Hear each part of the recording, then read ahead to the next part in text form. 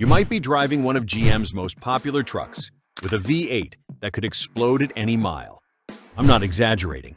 GM just issued a massive recall, 721,000 trucks, after reports of catastrophic engine failure started stacking up. And this isn't some minor ECU glitch or cosmetic issue. We're talking about 6.2-liter V8s blowing themselves apart, sometimes mid-drive, and in rare cases, even catching fire. The kicker? Some owners had zero warning. No lights, no sounds, no smoke, until their truck just locked up at 60 miles an hour. If you've got a Silverado, Sierra, Tahoe, Escalade, Suburban, or Yukon made between 2021 and 2024, your engine could be one bad startup away from becoming shrapnel. And the way GM's handling it? Yeah, it's raising even more eyebrows. On April 30th, 2025, the National Highway Traffic Safety Administration forced GM to issue an urgent recall. Campaign number 24, 5-XXX. It covered nearly 750,000 trucks and SUVs equipped with GM's 6.2-liter L87 V8. The defect? A critical failure in the engine's bottom end. We're talking about connecting rods, crankshafts, and even metallic debris in the oiling system. In plain English, some of these engines were ticking time bombs, shredding themselves from the inside without warning. Over 28,000 complaints poured in, and in more than 14,000 of those cases, the engine was completely totaled. Some even ignited, with 42 reported fires linked directly to the defect. And get this issue didn't come from neglect or abuse. These were low-mileage vehicles. Some hadn't even hit their first oil change yet. So why weren't we hearing about this sooner? That's where things start to get shady. Turns out this engine didn't just randomly start failing. Internal testing at GM may have flagged the issue well over a year ago. According to leaked documents floating around enthusiast forums, GM's calibration engineers, the same folks responsible for fine-tuning engine durability, noticed unusual bearing wear and debris patterns during mid-2023 validation runs. Some even suspected a batch of crankshafts from a specific supplier lot in Mexico had failed hardness testing, but were still installed in production models. No public warning, no bulletin, just silence. And here's where it gets even more frustrating. Some dealers were allegedly instructed to perform quiet customer satisfaction updates months before the full recall dropped. Translation? GM may have been trying to patch things behind the scenes before the feds got involved. Now it's not just a bad engine, it's a PR grenade. And what owners are being told to do next? That part's got folks fired up even more. So what's GM doing to fix this? If your truck falls under the recall, they're having dealers perform a crankshaft variation relearn test, basically scanning for misalignment between the crank and camshafts. If the scan comes back clean, your engine stays. No rebuild, no replacement. Instead, you get a bottle of thicker 0W40 oil and a new oil filler cap with updated instructions. That's it. But if your engine fails the scan, or worse, if it's already made a metallic mess inside, then GM might authorize a full engine replacement, which could cost up to $10,000 if you're out of warranty. As of now, GM says letters will begin going out after June 9th, but many owners are still in the dark and driving these trucks daily. Even worse? Affected vehicles were under a stop sale order for a week before the recall went public. Dealers couldn't sell them, but many weren't even told why. So if you're driving one now, there's a chance your service tech knows more than you do. And remember, this is just one recall. GM's had another fire-related issue pop up just weeks later. Just 8 weeks after the exploding V8 recall, GM dropped another bomb.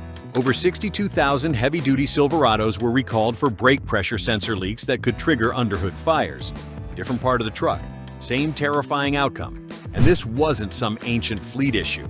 We're talking 2019 to 2024 model years.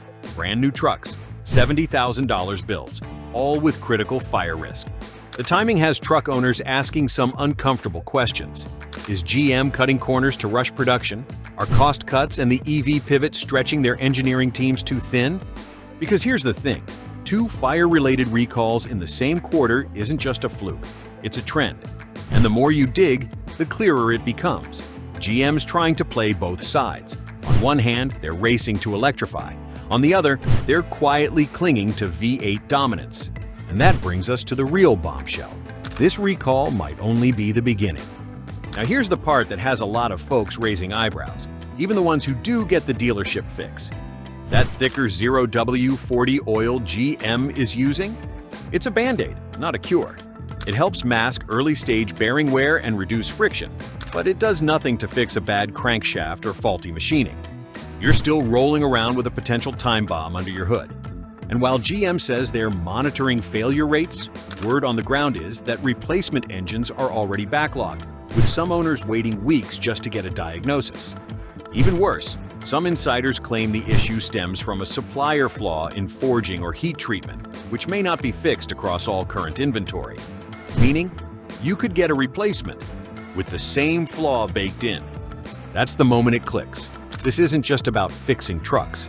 It's about protecting the brand. And if that's the kind of hard truth you don't want to miss next time, hit that subscribe right now. We break down these powertrain cover-ups and inside scoops before they hit the headlines. Next week, the leaked parts list for GM's next hybrid V8 and what it means for future builds. All right, let's talk about what GM might be hiding next. So here's the million-dollar question. If this recall is just the surface, what's coming down the pipeline? According to leaked service memos and internal supply chain chatter, GM might already be prepping a second campaign, one that expands the recall to additional 5.3-liter engines and 2025 models that share similar crank or oiling architecture. Even more interesting, insiders say GM is considering fast-tracking the phase-out of these high-risk V8s and leaning harder into hybrid variants that pair traditional small blocks with low-voltage assist motors, similar to what Ram did with eTorque.